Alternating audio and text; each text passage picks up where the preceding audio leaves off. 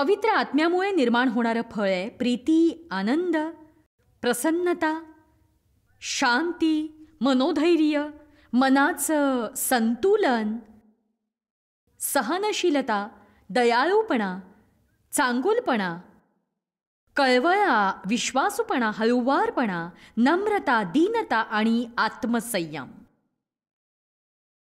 आज मी कशावर बोलणार आहे सांगू? आत्मसंयम. जेव्हा आपण आत्मसंयमाविषयी शिकतो तेव्हा याचा अर्थ हा नाही आपण काहीही करू शकत नाही. तसं नाही आहे नक्कीच. कृपया आज ही गोष्ट तुम्ही लक्षात घ्या. जेव्हा मी आत्मसंयमाविषयी बोलते तेव्हा याचा अर्थ असा नाही की तुम्ही कधीही गोड खाऊ शकत नाही, तुम्हाला जे हवं ते करू शकत नाही, मौज मस्ती करू शकत नाही. याचा अर्थ असा आहे की तुम्ही हवं तेव्हा हवं ते खाऊ शकत नाही, किंवा तुमच्या जीवनातल्या प्रत्येक दिवशी हवी ती गोष्ट हवी तेव्हा विकत घेऊ शकत नाही, हवं तेव्हा हवं ते बोलू शकत नाही, हवा तो विचार करू शकत नाही, हवी ती गोष्ट हवी तेव्हा करू शकत नाही. मगच आपण यशस्वी जीवन जगू शकतो. आत्मसंयमाचा अर्थ आहे संतुलन. पहिले पेत्र अध्याय 5 मध्ये बायबल म्हणतं, संतुलित असा, जागे राहा, तुमचा शत्रू सैतान हा गरजणाऱ्या सिंहाप्रमाणे कोणाला गिळावे हे शोधित सतत फिरत असतो. सतत. पण जर तुम्ही संतुलित व्यक्ती असाल, सैतान तुम्हाला पाडू शकणार नाही. आमेन. पण आपण आत्मसंयम आणि शिस्तीशिवाय संतुलित राहू शकत नाही. दुसरे कोरिंथ अध्याय 5:14 म्हणतं, ख्रिस्ताची प्रीती आपल्याला आवरून धरते किंवा गळ घालते. प्रभू येशू म्हणाला, योहान अध्याय 14:15, माझ्यावर प्रीती असली तर तुम्ही माझ्या आज्ञा पाळाल. तो असं नाही म्हणाला की माझ्या आज्ञा पाळल्या तर मी प्रीती करीन. देव आपल्यावर अनंतकालिक प्रीती करत असतो. आपण क्षमा मागून त्याची प्रीती विकत घेऊ शकत नाही. पण तो असं म्हणतो की तुमची प्रीती असली तर तुम्ही आज्ञा पाळाल. आपण ज्या प्रमाणात प्रीती करतो त्याच प्रमाणात आपण आज्ञा पाळत असतो. मी माझ्या धूम्रपानाच्या सवयीविषयी अधूनमधून लोकांना सांगत असते, कारण मी धूम्रपान करायला सुरुवात केली तेव्हा मी अवघी 9 वर्षांची होते. मी आजूबाजूच्या किशोरवयीन मुलांसोबत घुटमळायचे, ते सगळे छान धूम्रपान करायचे आणि त्यांच्या संगतीत मीही शिकले आणि मला ते सोडणं जड गेलं. जेव्हा मी खऱ्या अर्थाने ख्रिस्ती झाले आणि देवाने मला सेवेसाठी बोलवलं तेव्हा देव याविषयी माझ्याशी बोलू लागला, कारण ती काही चांगली साक्ष नव्हती, ती चांगली साक्ष नव्हतीच. आणि आता जे धूम्रपान करतात त्यांना कुठल्याही प्रकारे मी टोमणे मारत नाही. खरं तर बघा, देवाला या गोष्टींचा खरोखर वीट आहे, पण कुठलंही व्यसन चांगलं नसतंच. आणि कित्येक गोष्टींना आपण नाही म्हणतो एवढ्यासाठी की इतर लोकांचा त्याकडे पाहण्याचा दृष्टिकोन चांगला नसतो म्हणून. आमेन. इथे तर ज्या सेवेसाठी देवाने मला बोलवलं ते पाहता मला यावर मात करणं गरजेचं होतं आणि हे व्यसन सोडणं माझ्यासाठी कठीण गेलं. ते सोडण्यासाठी माझा संघर्ष चालू होता. अनेक वर्ष देव या गोष्टीविषयी माझ्याशी व्यवहार करत होता. माझा संघर्ष चालू होता. शेवटी माझ्या जीवनात असा टप्पा आला की मी ते व्यसन सोडलं, पण मला सोडायचं होतं म्हणून नव्हे. मला एकतरी झुरका मारायचा तीव्र मोह व्हायचाच. मला ते आवडायचं. तुम्हाला कळतंय का? मला ते आवडायचं. मला तल्लफ यायची. मला ते मिळत नव्हतं तेव्हा मी बेचैन व्हायचे. एक तरी झुरका मारण्याची इच्छा असायची. माझ्याकडे सबबी होत्या, पण मी एकाच कारणाने धूम्रपान सोडलं, कारण माझा जीव सिगरेटपेक्षा येशूवर अधिक चढला. बघा, मी म्हटलं तसं हे दोष देण्यासाठी मी सांगत नाही, तर तुम्ही ते लाखो गोष्टींसाठी लागू करू शकता. पण माझा मुद्दा असा आहे, जरी तुम्ही एखादी गोष्ट सोडण्याचा निर्णय घेतला जी चांगली नाहीये, याचा अर्थ असा नाही की ती करण्याचा मोह होणार नाही. प्रभू येशू म्हणाला, तुमची माझ्यावर प्रीती असली तर तुम्ही माझ्या आज्ञा पाळाल. बघा, देव तुमच्याशी ज्या क्षेत्रात व्यवहार करतोय त्याला विरोध करण्याऐवजी तुम्हाला गरज आहे फक्त प्रभू येशूच्या प्रेमात पडण्याची. तुमच्या समस्येवर मात करण्याचा प्रयत्न करण्याऐवजी तुम्ही निदान 1 वर्ष तरी देवाच्या प्रीतीमध्ये डुंबत राहा आणि त्याच्या समक्षतेत राहा. आणि मी सांगू शकते, वर्षाच्या अखेरीस तुम्ही प्रभू येशूच्या प्रेमात असे पडाल की तुम्ही म्हणाल, मी प्रभू येशूला खुश ठेवण्यासाठी वाटेल ते करू शकतो. आता बघा, मी आज इथल्या स्त्रियांसाठी भेटवस्तू आणली. इफेसकरास 5. तुमचे पती पुढच्या 5 मिनिटापासून आनंदाने उड्या मारायला लागतील. मला तुम्हाला हे सांगायचे कारण माझ्यासाठी हे खरंच कठीण होतं. येशूच्या प्रेमात पडण्याच्या माझ्या लहानशा प्रवासात मी एकदा वाचलं की इफिस्करस अध्याय 5 वचन 22, पत्नींनो तुम्ही सर्व आपापल्या पतीच्या अधीन राहा. अधीन काय काय तुम्ही तुम्ही आपापल्या पतीच्या अधीन असा, जशा प्रभूच्या अधीन असता तशा. बघा हे वचन काय सांगू तुम्हाला, हे माझ्यासाठी किती कठीण होतं. वाद न घालता शांत राहून शाब्दिक झुंज न देण्याचा प्रयत्न करणं. आणि मी शेवटी नमतं घेऊन म्हणू लागले, हो हनी. पण त्यातही तिरसटपणाचा भाव असायचाच. हा हनी.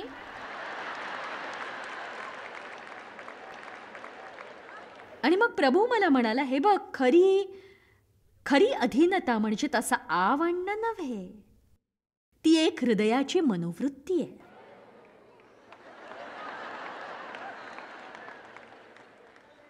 माझ्या पतीवर प्रेम आहे आणि तुम्ही जर तुमच्या पतीच्या अधीन राहिलात तर तोही मोठ्या मनाने तुमच्या इच्छेचा मान राखील. पण तुम्हाला एक सत्य सांगते, एकाच कारणास्तव मी माझ्या शरीराला नियंत्रित करू शकले आणि ते होतं प्रभू येशूवरील माझी प्रीती.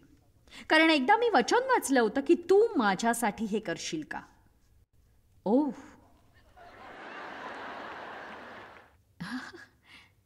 हे गोड नाहीये का सांगा.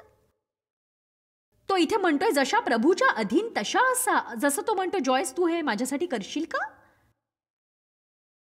आमेन. जे टीव्हीवरून पाहतायत त्यांनाही मला हे सांगायचंय की देव तुम्हाला काही गोष्टी शिकवतोय आणि आज तुम्ही देवाचा आवाज ऐका जो म्हणतो, तू हे माझ्यासाठी करशील का. तू हे माझ्यासाठी करशील का.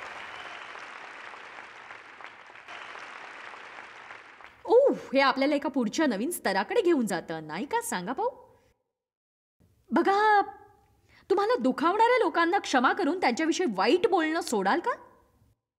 प्रभूसाठी हे कराल तुम्ही का. कारण त्याची तशी इच्छा आहे. आपण देवाची आज्ञा का पाळतो यासाठी 50 कारणांची गरज नाही. त्याची इच्छा आहे म्हणून आपण ते करतो. आपण प्रभूवर स्वतःला आवरण्या एवढं प्रेम करावं, कारण आपल्याला प्रभूची प्रीती गळ घालते. आज सकाळपर्यंत मी हे सांगायचं ठरवलं नव्हतं, पण मला वाटलं मी तुम्हाला शब्दांविषयी थोडं सांगावं. तशी प्रभूची इच्छा आहे. कारण योब म्हणतो, मी शब्दांनी इतका भरलोय की मला वाटतं मी आता फुटून जाईन, पण माझ्यातला आत्मा मला आवरतो. हे खूपच छान आहे. असे अनेक प्रसंग येतात जेव्हा मला फार बोलावंसं वाटतं. चला, त्या मुखावर ताबा ठेवण्या एवढे धार्मिक तुम्ही झाला नाही आहात. परीक्षा संपलेल्या नाहीत, परीक्षा यायलाच हव्यात. पण बायबल म्हणतं परीक्षेत पडू नये म्हणून प्रार्थना करा. ते असं म्हणत नाही की परीक्षाच नको. ते म्हणतं की तुम्ही परीक्षेत पडू नये म्हणून मागा. परीक्षा येतात तेव्हा आपण आपला आत्मसंयम बाहेर काढून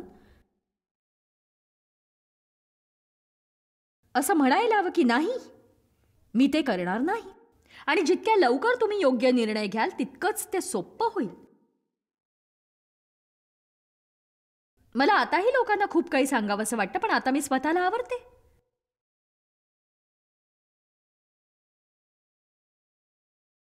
नीतिसूत्र अध्याय 6 वचन 2 आणि नीतिसूत्र मुखावरच्या वचनांनी अगदी भरलेलं आहे. खरं तर जेव्हा मी नीतिसूत्र वाचते तेव्हा जिथे जिथे मला मुखाविषयी वचन दिसतं तिथे तिथे मी मार्जिनमध्ये मुख असं लिहिते आणि त्याभोवती वर्तुळ काढते. आणि जेव्हा मी तोंडाळपणा करते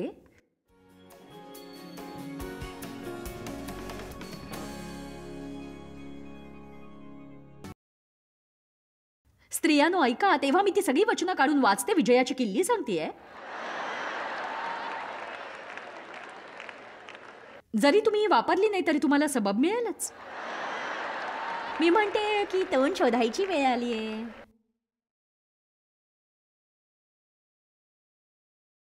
जेव्हा मला तोंडावरचा धडा झटपट शिकायचा असतो तेव्हा मी इकडून तिकडे शोधते. मूक मूक मूक मूक मूक मूक मूक मूक मूक मूक मूक. नीतिसूत्र अध्याय 6 वचन 2. तू आपल्या तोंडच्या वचनांना गुंतलायस, तू आपल्या शब्दांनी बद्ध झाला आहेस. बद्ध. एक सांगू, कुठल्याही गोष्टीपेक्षा तुमच्या तोंडामुळे जास्त संकट येतात. तुम्हाला ताबा ठेवावाच लागेल. त्यासाठी तुम्हाला आत्मसंयमाची गरज आहे. तोंडाला येईल ते बोलून तुमचे मित्र तुम्ही गोळा करू शकत नाही. तोंडाला येईल ते बोलून तुम्ही आपली नोकरी राखू शकत नाही. नीतिसूत्र अध्याय 8 6 ते 8. दाविदाने समयापूर्वीच सांगितलं की तो काय करणार आहे. तो म्हणाला, ऐका, कारण मी उत्कृष्ट गोष्टी सांगणार आहे आणि माझ्या वाणीतून सरळ गोष्टी निघणार आहेत आणि माझे तोंड नेहमी सत्यच बोलत राहील आणि माझ्या वाणीला दुष्टपणाचा वीट आहे. माझ्या तोंडची सर्व वचने नीतिमत्वाची आहेत. त्यात काही वाकड्या आणि विपरीत अशा गोष्टी नाहीत. त्यात काही वाकड्या आणि विपरीत अशा गोष्टी नाहीत. मी रोजच्या रोज अशा गोष्टींची कबुली प्रभू समोर देते. रोजच्या रोज. देवा, मी प्रार्थना करते की माझ्या तोंडचे शब्द आणि माझ्या मनचे विचार तुला नेहमी मान्य ठरव. देवा, माझ्या तोंडावर पहारा ठेव, नाहीतर मी माझ्या जिभेने तुझ्या विरुद्ध पाप करेन. जिभेमध्ये जीवन आणि मरण देण्याचे सामर्थ्य आहे आणि जे शब्द मी बोलेन त्याच्यामुळे मला समाधान वाटू दे, कारण मलाच ते गिळावे लागतील. बायबल हेच तर शिकवतं. आपले शब्द तुम्ही खाता. वचन 13 म्हणतं, उद्दामपणाच्या वाणीचा मी द्वेष करतो. देव म्हणतो, नीतिसूत्र 10:19, फार वाचाळता असली म्हणजे पापाला तोटा नाही, पण जो आपली वाणी स्वाधीन ठेवतो तो शहाणा. म्हणजे तोंड बंद ठेवणार. नीतिसूत्र अध्याय 18 वचन 20-21. वेळ वाचवण्यासाठी मी बरीच वचनं सोडतीये. मनुष्याला आपल्या तोंडाळपणाची फळे पोटभर खावी लागतात आणि त्याला आपल्या शब्दांचे पीक भोगले पाहिजे, ते चांगले असो किंवा वाईट. जिभेच्या हाती मृत्यू व जीवन ही आहेत, तिची आवड धरणारे तिचे फळ भोगतात, मरण किंवा जीवनाचे फळ. मला नाही वाटत तुमचं मन आणि तुमचं तोंड यांना नियंत्रणात ठेवण्यापेक्षा महत्वाचं क्षेत्र तुमच्या आयुष्यात दुसरं कुठलंही असू शकेल. मन, मुख आणि भावना ही 3 क्षेत्र अतिशय महत्वाची आहेत. मन, मुख आणि भावना. तुमच्या तोंडाशी संबंधित 4 गोष्टी मला तुम्हाला सांगायच्या आहेत. नंबर 1, तुम्ही स्वतःविषयी आणि तुमच्या भावी जीवनाविषयी बोलताना कोणते शब्द आणि कशी भाषा वापरता हे महत्वाचं आहे, कारण त्यात आत्मसंयम हा हवाच हवा. बघा, स्वतःविषयी वाईट गोष्टी बोलू नका. स्वतःबद्दल कधीही वाईट, नकारात्मक, तुच्छ आणि नीच दर्जाच्या गोष्टी बोलू नका. कधीही नका. स्वतःबद्दल अपमानास्पद गोष्टी बोलू नका.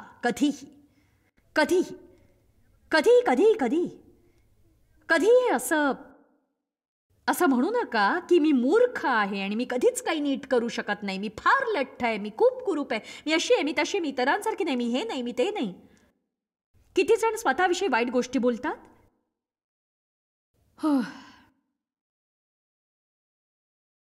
मला कल्पना होती याची. एक सांगू, तुम्ही स्वतःच्या कबुलीपेक्षा मोठी भरारी मारू शकत नाही.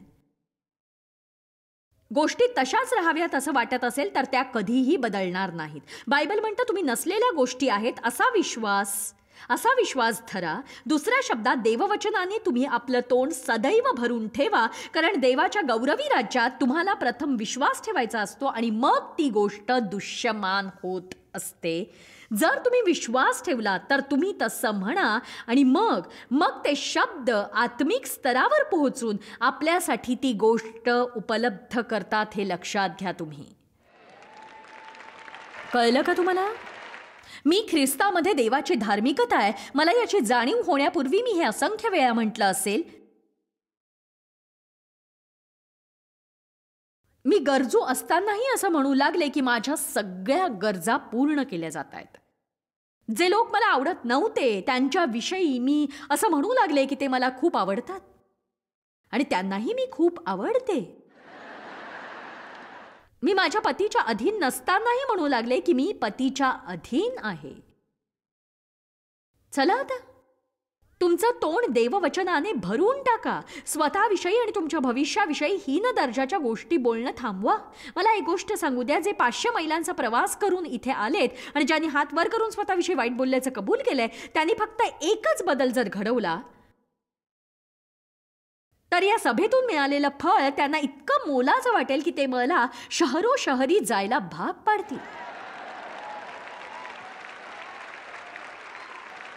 हे खरंय. तुम्हाला खूप छान वाटेल, तुम्ही आनंदी व्हाल. देवाच्या निर्मितीला तुच्छ लेखणारे तुम्ही कोण आहात? आमेन.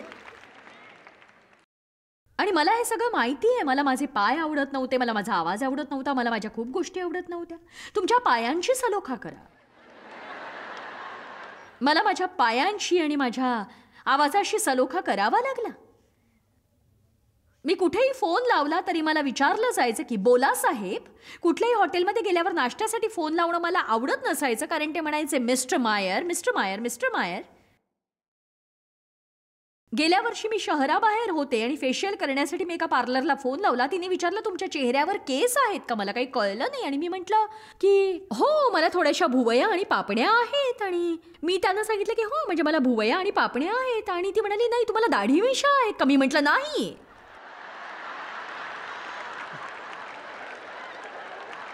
नाही, मी एक स्त्री आहे.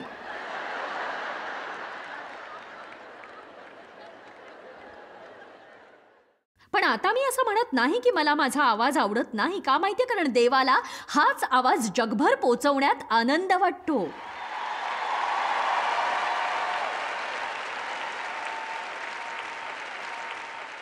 तुम्हाला तुमची कुठली गोष्ट आवडत नाही त्यावर मात करा. त्या बाबतीत जे करता येईल ते करा आणि स्वतःची तुलना इतरांशी करून स्वतःबद्दल वाईट, निर्दयी आणि तुच्छ गोष्टी बोलणं थांबवा.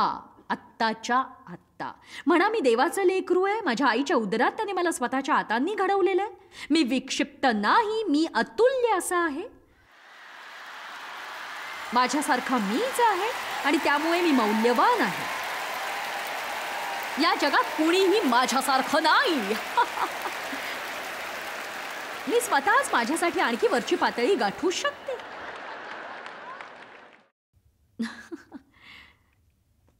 तुम्ही देवाविषयी कसं बोलता ही दुसरी महत्वाची गोष्ट मला सांगायची आहे. मलाखीमध्ये एक अतिशय सुंदर असं वचन आहे जे म्हणतं की जे देवाचं भय धरतात ते नेहमी देवाच्या गौरवाविषयीच बोलतात आणि देव त्यांचं संभाषण आठवणींच्या वहीत लिहून ठेवतो. अरे बाप रे, देवाविषयी तुम्ही कशा प्रकारच्या गोष्टी बोलता? तुम्ही म्हणायला हवं देव विश्वासू आहे, देवाने माझं कल्याण केलंय. जरी देवाने यापुढे माझ्यासाठी एकही गोष्ट केली नाही तरी त्याने आधीच माझ्यासाठी खूप केलंय, त्यासाठी मी योग्य नाही. देव आपल्या इच्छेप्रमाणे काही करत नाही, तेव्हा आपण त्याच्याविषयी वाईट का बोलतो? त्याने आपल्यासाठी काही केलं नाही तरी आपण नरकात जाणार नाही. हालेलुया. तेव्हा देवाविषयी बोलताना सांभाळून असा म्हणा, देव चांगला आहे आणि तो मला आवडतो. त्याची स्तुती असो. देव कधीही चूक करत नाही. प्रभू, जगामध्ये जे काही चुकीचं आहे ते मी आहे, तू मुळीच नाहीयेस. देवाबद्दल नेहमी जपून बोला. लोकांविषयी बोलताना जपून बोला. बायबल म्हणतं प्रीती पापांची रास झाकते. मला तुम्हाला एक प्रश्न विचारायचा आहे. तुमच्या ओळखीच्या लोकांच्या चुका तुम्ही उघड करता की तुम्ही त्यांना झाकता? बघा, मेरी चैननी काय केलं त्यावर तुमचा विश्वास बसणार नाही. सध्या ना मला कुणाविषयी ना काहीतरी माहिती आहे खरंच. आणि मला तुम्हाला ते सांगायचंय, पण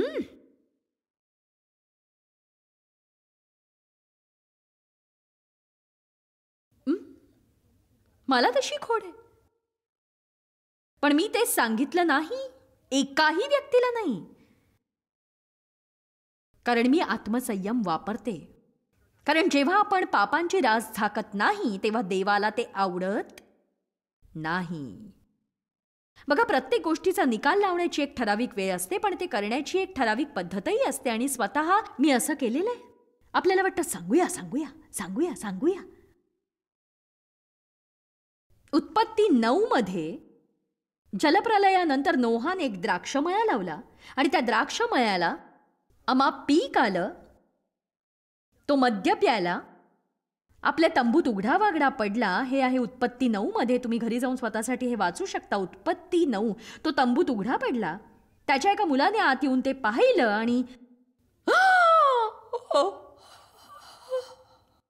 आणि त्याने दुसऱ्या दोघांना सांगितलं. त्यांनी वस्त्र घेतलं आणि पाठमोर चालत जाऊन त्यांनी आपल्या बापाची नग्नता झाकली.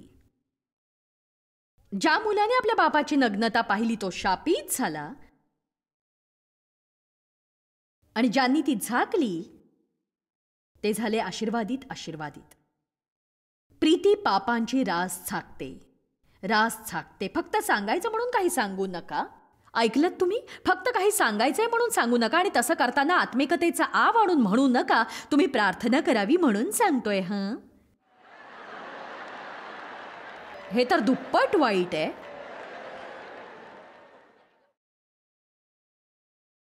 लोकांबद्दल बोलताना जपून बोला. परीक्षेतून जातानाही जपूनच बोला. ही चौथी गोष्ट आहे. परीक्षेतून आणि संकटातून जाताना तुम्ही काय बोलता हे महत्वाचं आहे. मी एकदा इथे वाचलं होतं यशया 53. त्याचे हाल हाल केले तरी ते त्याने सोशिले, त्याने आपले तोंड सुद्धा उघडिले नाही. वधावयास नेत असलेल्या कोकराप्रमाणे, लोकर कातणाऱ्यांपुढे गप्प राहणाऱ्या मेंढराप्रमाणे त्याने आपले तोंड उघडिले नाही, उघडिले नाही. हे खूपच महत्वाचं आहे. जेव्हा आपण परीक्षा आणि संकटातून जातो तेव्हा आपण मूर्खासारखं अविचारी बोलणं करू नये. माझ्या बाबतीत कधीच काही चांगलं होत नाही, हे असं घडलं विश्वासच बसत नाही, असं कधी म्हणू नका. बघा, मला काहीच कळत नाही प्रभू, मी न चुकता चर्चला जाते आणि मी दशमांश आणि दानही देते जसं काही तुम्ही देवाला म्हणता आणि मला हे मिळालं नाही. नाही, आपण म्हणायला हवं प्रभूजी हे काय चाललंय मला कळत नाहीये, पण मी फक्त तेच करत राहीन जे योग्य आहे, कारण मी हे कुठल्याही अपेक्षेने करत नाही, तर तू मला आवडतोस म्हणून करते. आमेन. मला तुम्हाला उत्तेजन द्यायचंय की तुम्ही तुमच्या मनाचा निग्रह करा. कितीतरी लोक आत्मसंयमाअभावी काम पूर्ण करू शकत नाहीत. किती जणांचं कपाट अनेक वर्षांपासून अस्ताव्यस्त पडलेलं आहे. तुमचं गॅरेज किंवा तळघर अस्ताव्यस्त आहे. किती जणांची आर्थिक घडी विस्कटलेली आहे सांगा मला. तुम्ही फक्त चेक्स लिहित राहता पण त्यांची माहिती नसते. ठीक आहे, पण तुम्ही हे करू शकता. आत्मसंयम नीट कार्य करतं. योजना आखा आणि त्या दिशेने पाऊल उचलून मनाचा निग्रह करा. कलस्से करा 3. देवाची तुमच्यापासून जी अपेक्षा आहे त्याकडे तुम्ही मन लावा. असं समजा की तुमचं एक कपाट आहे जे स्वच्छ करण्याची गरज आहे आणि एक सांगू, ते स्वच्छ करण्यासाठी तुम्हाला निदान 10-12 तास तरी सहज खर्च करावे लागतील. तुम्ही म्हणू शकता ठीक आहे, मी रोज 2 तास खर्च करून ते स्वच्छ करीन, म्हणजे सकाळी 8 ते 10 या वेळेमध्ये मी ते नीट करीन. आता मी तुम्हाला इथे उभं राहून पैजेवर सांगू शकते की सैतानाला प्रगती आवडत नाही. तो तुमच्या कामात अशा गोष्टींचा अडथळा आणील ज्या तुम्हाला तुमचं कपाट स्वच्छ करण्यापेक्षा अधिक महत्वाच्या वाटतील. आणि म्हणून तुम्हाला इथे तुमचं मन लावून काम करायचंय. काही गोष्टी करण्यासाठी आज तुम्ही निग्रह करा आणि तुम्ही हा दृढ निश्चय करा की तुम्ही कुठल्याही अव्यवस्थित गुंत्यात अडकणार नाही जिथे काही शोधायचं झालं तरी अर्धा वेळ खर्च होतो. दृढ निश्चय करा की तुम्ही तुमच्या मुलांना शिस्त लावाल. दृढ निश्चय करा की तुम्ही स्वतःला शिस्त लावाल आणि देवाने तुम्हाला जे दिलंय त्याची काळजी घ्याल. तुम्ही नोकरी करणार असाल तर मन तयार करा की तुम्ही ती नीट कराल, नाहीतर करणारच नाही, अजिबात नाही. आमेन. तुम्ही तुमच्या मनाचा निग्रह करा तर आपल्याला आपल्या मुखातून निघणाऱ्या शब्दांवर आणि जीवनातल्या इतर गोष्टींवर ताबा ठेवण्याची गरज आहे. आत्मसंयम हा शिक्षणासाठी फार आवडता विषय नसेल, पण तो एक महत्त्वाचा असा विषय आहे. आत्मसंयमामुळे तुमच्या जीवनातील प्रत्येक गोष्ट संतुलित राहते. बायबल सांगतं की ही गोष्ट आपल्या भल्यासाठीच आहे. नीतिसूत्र 25:28 म्हणतं, मी आत्मसंयमाने सर्व काम घेतो आणि माझ्या आत्म्याला मी मोकाट सोडत नाही. गावकूस नसलेल्या पडक्या गावासारखा मी त्याला होऊ देत नाही. आत्मसंयम आणि शिस्तीने मी माझ्या जीवनाचे रक्षण करतो. मला हे आवडतं.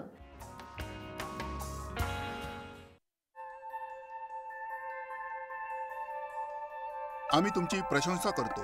जगभरामध्ये हे सेवा कार्य शक्य करण्यासाठी आम्ही आमचे मित्र आणि भागीदार यांचे आभारी आहोत. एकत्रपणे आम्ही भुकेलेला अन्न पुरवितो, गरिबांना वस्त्र पुरवितो आणि राष्ट्रांना सुवार्ता सादर करतो. कृपया आमच्याशी संपर्क साधा किंवा भेट द्या. tmmindia.org वर आजच तुमच्या प्रार्थना विनंत्या सादर करा. आमच्या इतर साधनांची माहिती मिळवा. जॉयच्या सभेचे वेळापत्रक पहा आणि आमच्या बरोबर सहभागी व्हा. आम्ही येशूची प्रीती जगभरात वाटतो. दाखवण्यात आलेला कार्यक्रम जॉयस्पायर मिनिस्ट्रीचे मित्र व भागीदार यांच्याद्वारे केला आहे.